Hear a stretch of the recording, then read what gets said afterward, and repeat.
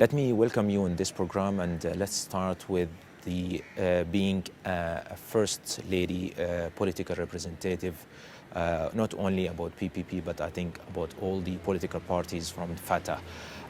FATA is an area where it's been seen in the world as difficult terrain with a geographically, economically, security, and also demographically.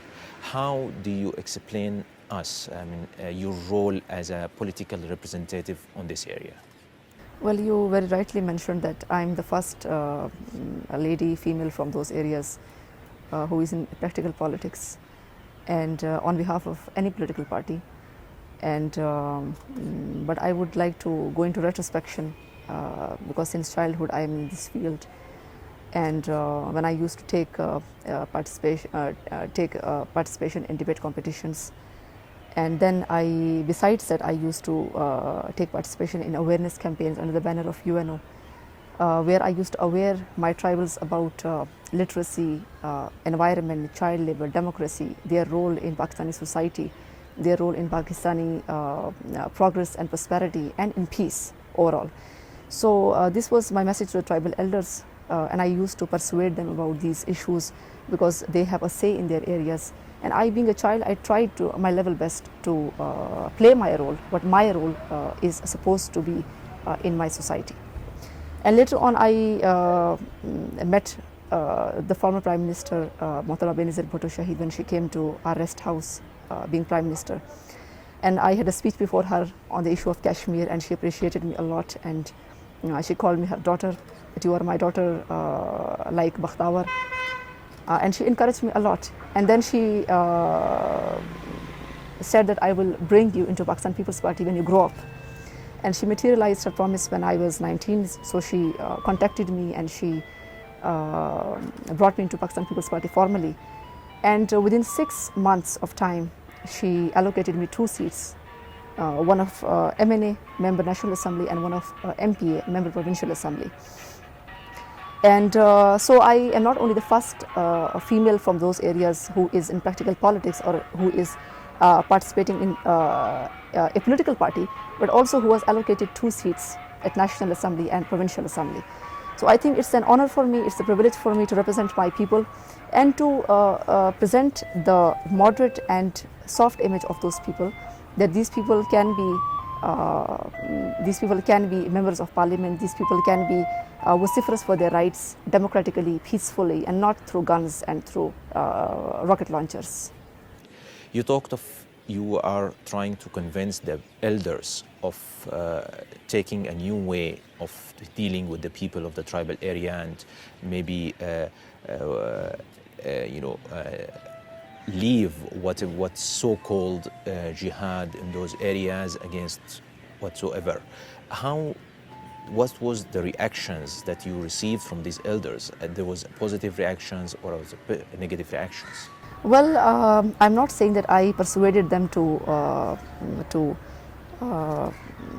dissociate themselves from jihad, because I think that jihad, when you talk about jihad, then they will not listen to you, because tribals think that jihad against any foreign troops who come to Afghanistan land, it's their obligation to help their Afghan brothers, Afghan Pashtuns, to free that area from the occupation of foreign troops. The same case you would know that in 1970s when there was USSR, the same people were involved in jihad and Mujahideen were there, and then it was supported by CIA and ISI. But let me clarify this position to the world, that these were first the tribals who initiated this war and not the CIA and ISI. CIA and ISI came later and they molded this jihad according to their own interests. The British in past, they delineated this area through the Durand Line in 1893, and their basic principle was divide and rule. They divided the Pashtuns, so subsequently some of the Pashtun tribes are living in Pakistan, and the branches of the same Pashtun tribes are living in Afghanistan across the border. Then the retribution was, and the heavy price that they had to pay and especially the USSR had to pay, and now the US is paying, is that the same tribals now they go and support their Pashtuns in every problem. They would go there, and for them Durand line is not a problem. They cross the border without any problem. They have blood relations, they have linguistic relations, they have historical and cultural relations, and in the past they have fought one war against the USSR, and they call them as infidels. Now they are ignorant, they are naive, but or they have cursory knowledge about Islam, that they call everyone who is not a Muslim as infidels. Well, I don't agree to that point, but I would say, I would clarify to the world that they must try to understand the fact that this jihad can never be taken out of these people, because it is a retributive process when the British had divided them, and now the same people are living in Pakistan and Afghanistan, and they try to cooperate with one another, they try to support each other, and it is a basic philosophy of Afghans that we never want any foreign troops to be on our land.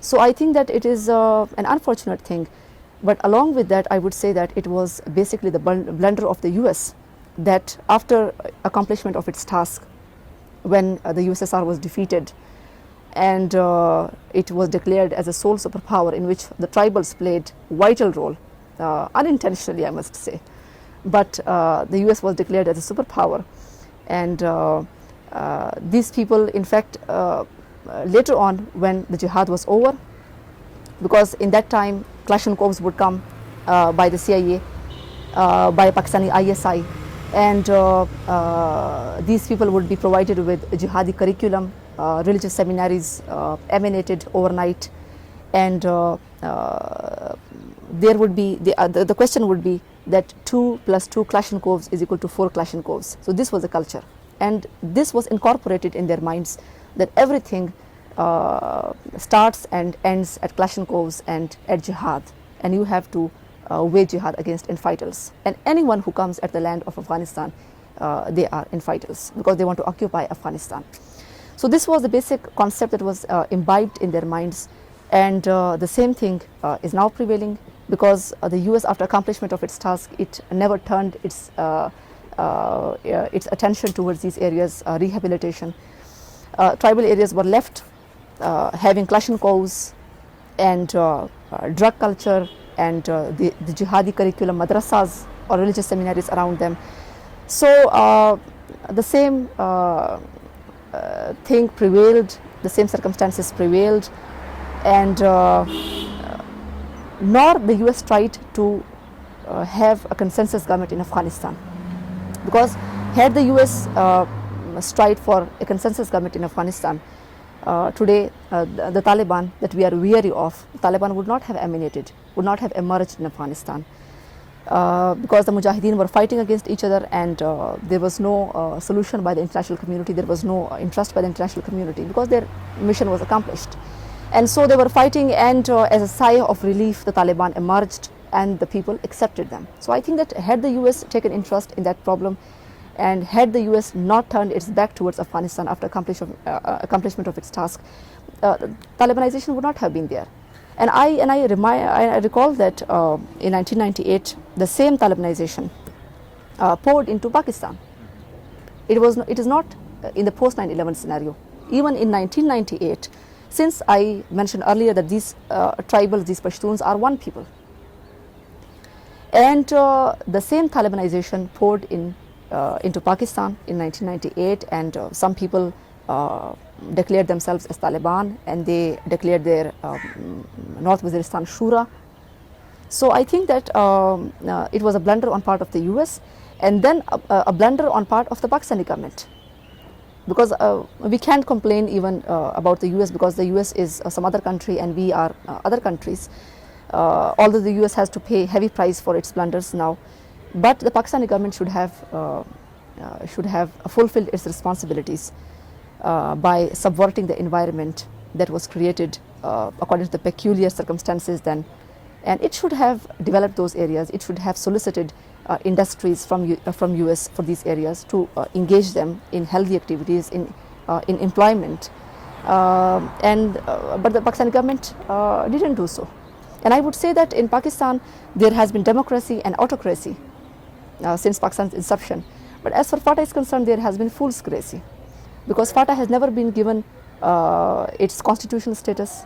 Fatah is still living in orphanage, and the people are still living in stone age, and it's not the way, the course they have chosen for themselves. It is the course that they have been thrust in by the Pakistani governments and by the international community.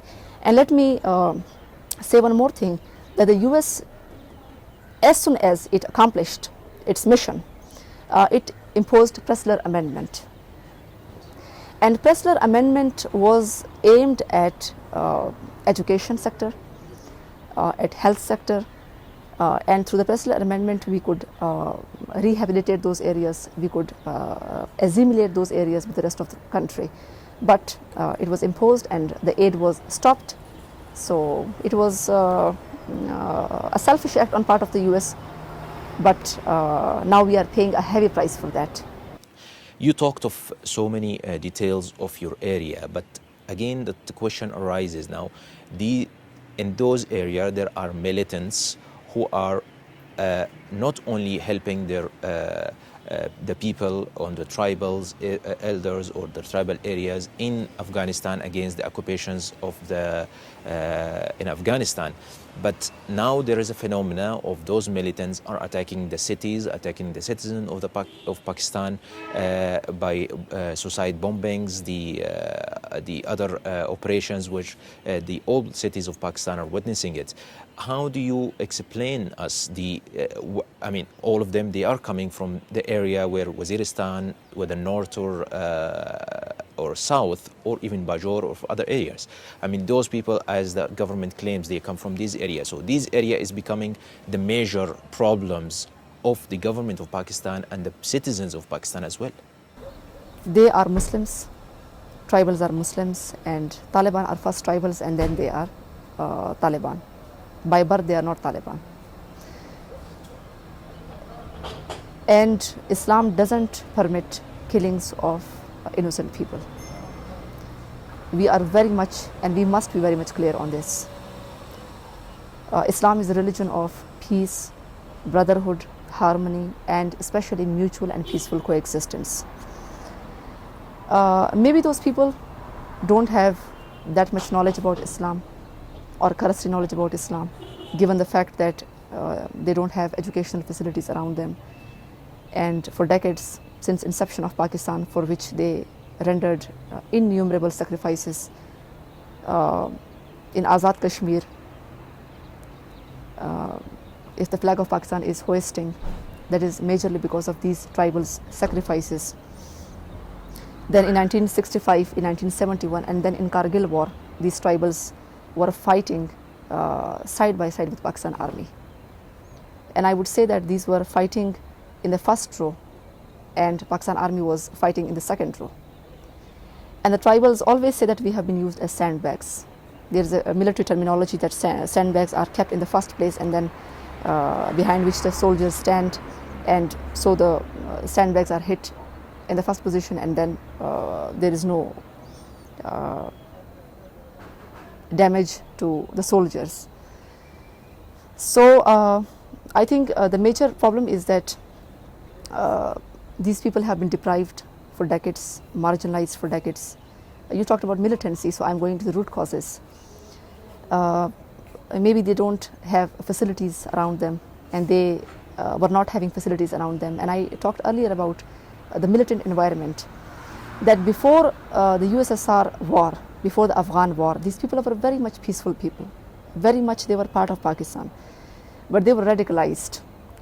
I was talking about that at first they initiated this war, but later on that was encouraged and that was incited by the ISI and by CIA, instead of stopping them and restraining them from that war. That today we are doing, that you should not go and you should not wage war and jihad. So had we done that time, so we would not have been facing this today. And even after that war, which Pakistan says that it was in the supreme interest of Pakistan as well, because the USSR had an agenda to approach the hot waters, and it was going since Prince Gorashkov and Tsar of Russia this plan was going on. So Pakistan termed it as critical for its own freedom, for its own sovereignty, to stop USSR from proceeding and from advancing. But after the war, as I mentioned earlier, that had we subverted the environment, had we given them education, had we given them employment in the form of industries, in the form of offices, in the form of hospitals where they could be employed, in the form of agriculture, in the form of microcredit schemes, we would not have been facing this situation. And let me clarify that Taliban, there might be just 1, 2 or maximally 5% of ideological Taliban, while the rest of the Taliban, they are just created by circumstances. They might be ignorant, and they might have been preached that you must wage jihad in the name of Islam, as your ancestors did in 1970s. Then they don't have employment, since they don't have any educational activities, and then no employment there. So they have nothing to do, while they have the skill of Kalashnikovs, while they have a drug culture around them.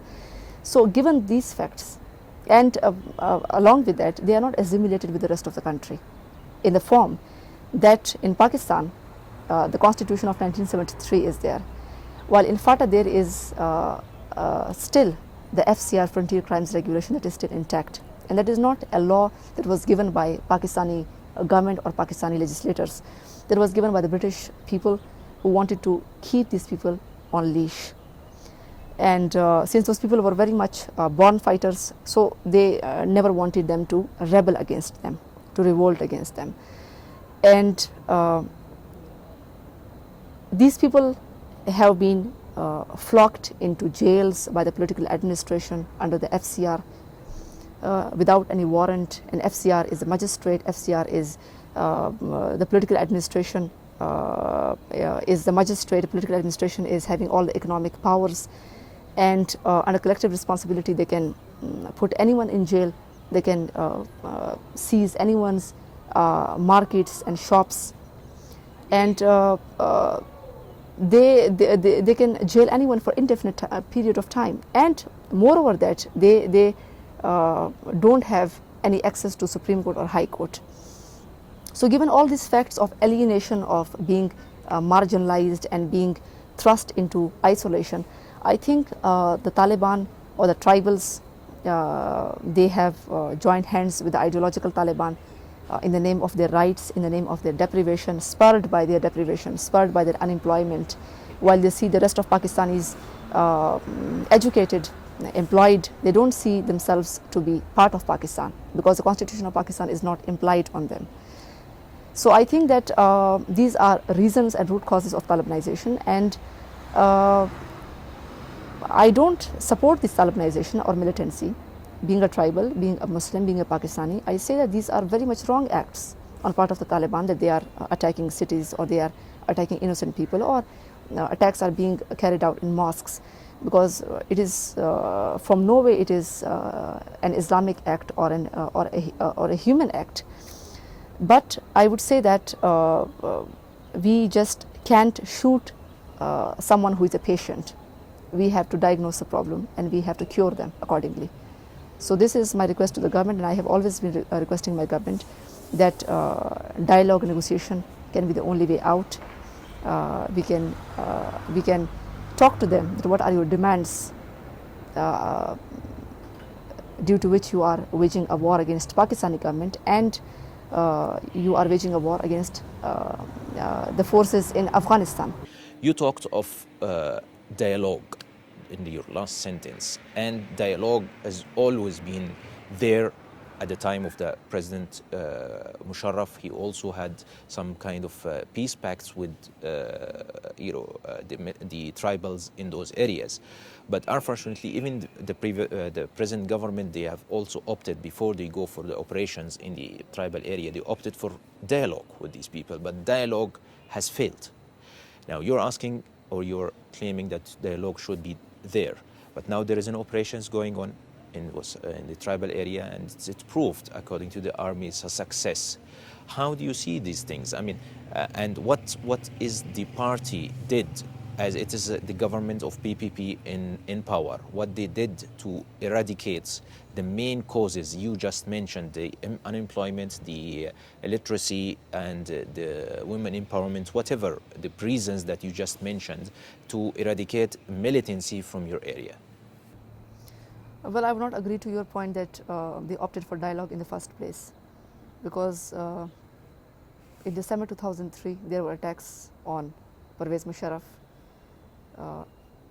There were 2 assassination attacks on him, after which he directed Pakistan Army to have an operation in South Waziristan Agency, because he was convinced that these attacks are being carried out from those areas and being masterminded by those people. So he bombarded a market in South Waziristan Agency in which 700 innocent people were killed.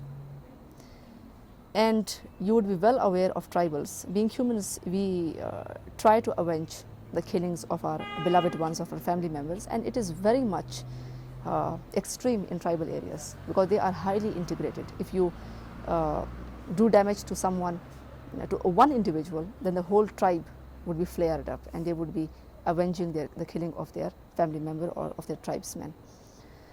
And before that, Pervez Musharraf, when he took a U-turn in the post 9/11 circumstances, he didn't bother to take tribals into confidence. In 1970s, we took tribals into confidence, tribal elders, because we have an institution of Jirga, of tribal elders system, and we through them we persuade their respective tribes. And in our areas, tribal elders are very much respected. They are very much listened to, and they have a say in their areas. But our own Pakistani leaders, they were oblivious to this fact, and they didn't take tribals into confidence. They opted for a policy that was totally new for Pakistani people in general, and for tribals in particular. What did the PPP did? This is the government now. We are talking about democracy. We are talking about yeah. So Pervez Musharraf didn't, instead of taking tribals into confidence about the U-turn that he should have taken, because the whole war, because tribal areas are lying at border with Afghanistan, and these people's role was always vital, but he didn't take those people into confidence. And then being convinced that these attacks are being carried out from South Waziristan Agency, he bombarded that area, and he never opted for dialogue in the first place. I think that had the tribals been convinced that the situation has changed, Taliban, the former Mujahideen, have been declared as terrorists. UN Security Council within 48 hours has convened 2 meetings, and in which China and Russia, that are apparently belligerent to the US, even they have voted for an intervention in Afghanistan and to sack the government of Taliban for being the supporters of Al-Qaeda. We didn't convince the tribals about this thing, and that is the reason that they not only waged a war against those people who they call infidels, but also they turned their attacks towards Pakistan Army after the bombardment. Then the drone attacks came in 2004. A peace agreement was done with Baitullah Masood, was with Nek Muhammad Wazir in spring 2004. But that was sabotaged. Tribals believe that it was sabotaged by the US drone attacks.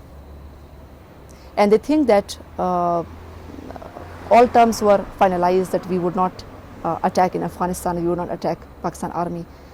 But then a drone attack struck Nek Muhammad Wazir, and the peace accord was breached, and the people were very much, they were provoked, and they intensified their attacks. And then after Nek Muhammad Wazir, Baitullah Masood took his place. Then again at Sararoga, a peace agreement was inked with Baitullah Masood. And then in 2006, in January, in Damadola, drones attacked a place allegedly where Ayman al-Zawahiri was present, and a religious seminary was attacked there. The tribals believe that, and the Taliban believe in particular, that it was to sabotage the peace agreement of 2005 Sararoga, because there was an understanding being made between the Pakistan army, Pakistani government, and between the tribals or the Taliban, that we would not attack or we would not wage war in Afghanistan. That was sabotage, that was breached by the US drone attacks, and in that they demanded of the Pakistani government that there should be no infringement upon the sovereignty of Pakistan. So the religious seminaries were attacked, and innocent children were killed, or Taliban were killed, or militants were killed. I'm not certain about that, but that led to the breach of that peace agreement. Later on, when in 2006 a peace agreement was struck with North Waziristan Agency Taliban, then it was October 2006 when in Chinagai there was an attack, and the governor Ali Mohammadan Orakzai, he says that at 9 o'clock the peace agreement had to be signed, and at 5 o'clock in the morning the drone attack struck that area. So the tribals in general and Taliban in particular believe that drone attacks should not be there in Pakistan, and it is obviously it is. Well, I think that their activities are not good. Taliban activities are not good. But in general, Pakistan is a sovereign state. It is a separate state, and the US has been mandated to have actions in Afghanistan and not in Pakistan. It has not been authorized by its Congress or by the UN Security Council to go for drone attacks here. So I think that the drone attacks, the Pakistan Army's collateral damages, that led to the peace agreements breaching, and this is the one reason that why the peace agreement didn't succeed. There is a 14 points resolution in the parliament that was drafted by all the political parties in Pakistan, not only Pakistan People's Party but all political parties, and they say that though what Taliban are doing, what they are killing and what they are attacking mosques, it's inhuman, it's detestable, but dialogue should be the first way, because through dialogue you can create a rift between Al-Qaeda people and them. You can persuade them to sever their ties with the Al-Qaeda people, and by attacking them we are just thrusting them, we are just compelling them to be allies with Al-Qaeda, because Al-Qaeda is providing them finances, providing them technology, assistance in every field. So this is something that I think Al-Qaeda wants.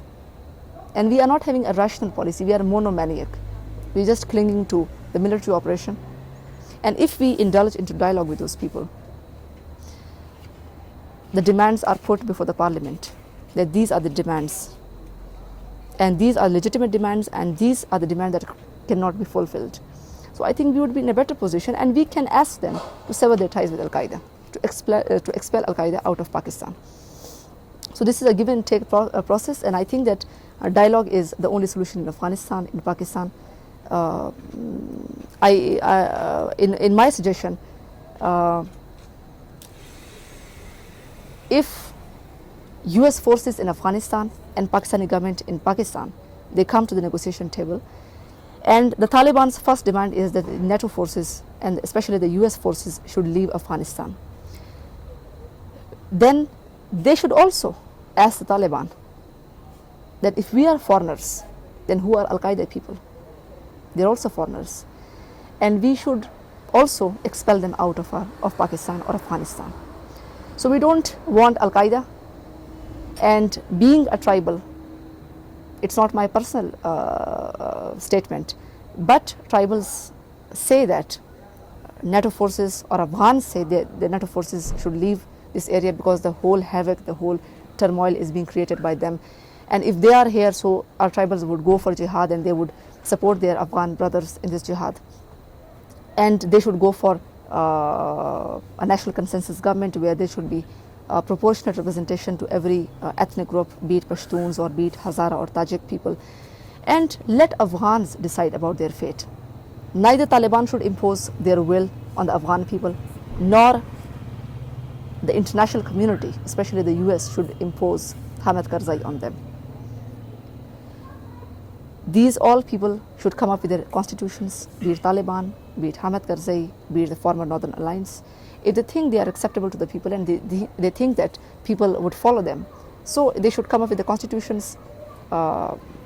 They should take part in an election process in a democratic way, and the international community should arrange, especially the UN should arrange, in which the prayer leader of Khana Kaaba should also be there as the patron, because he is a symbol of reverence for all the Muslims, and especially in tribal areas and Afghanistan. He should also be made part of that process. Saudi Arabia and some Muslim states, free and fair elections should be held in Afghanistan, and whoever wins, they should be given the right to power, the right to rule the land. And I think that the US, Pakistan, China, Russia, India, they should stop fishing into the troubled waters of Afghanistan. We should leave Afghanistan to the Afghans. It is their fundamental right to rule their country. And it is an infringement upon the international law, upon the Charter of UN, that if we intervene covertly into some other state, because in the past there were some notions that, and assumptions that there were some elements in Pakistani establishment who wanted Afghanistan to be the fifth province of Pakistan. So I think these are very much today impossible, and these are not feasible today. And let's leave Afghanistan to the Afghan people and let them decide about its fate. Thank you very much, Ms. Ayesha.